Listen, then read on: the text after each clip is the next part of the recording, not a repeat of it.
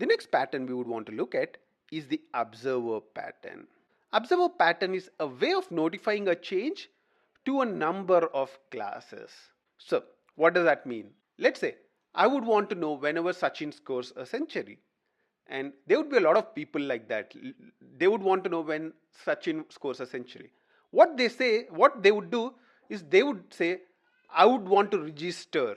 So they would all register as observers.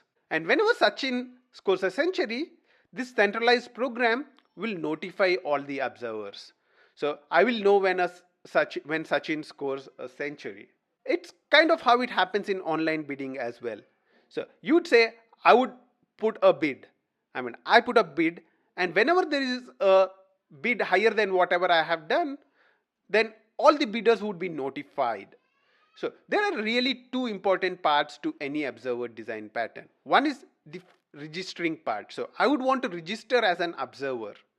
And the second one is the notification part of it, where I would be notified whenever there's a change in the in the object which is being observed. I would need to be notified that there is a change.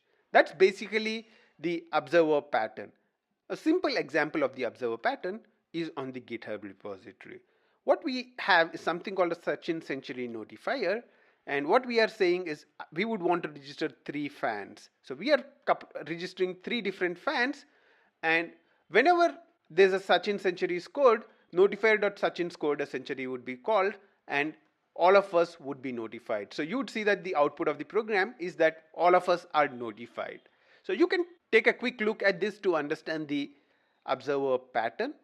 Observer pattern is quite a simple thing. It's a way of notifying the change to a number of classes. Thanks for joining more than 1 million students who are learning from us. At In 28 Minutes, we defined a learning roadmap for Java and front-end developers. We created more than 25 courses covering all the topics that you are seeing on the screens. There are 4 things you can do to make best use of these courses. Number 1 is Udemy. You'll find a link in the description of the video to our Udemy profile. We are teaching a lot of courses on Udemy and most of them are free. Number 2, visit our website www.in28minutes.com. You'd find tons of information including how you can register for our trainings and the link to Udemy and our GitHub code as well. Number 3, visit our GitHub repository. With more than 20 repositories covering varied examples, it's a comprehensive source of information and code. Last but not the least, you'll find a set of discount codes for all our Udemy courses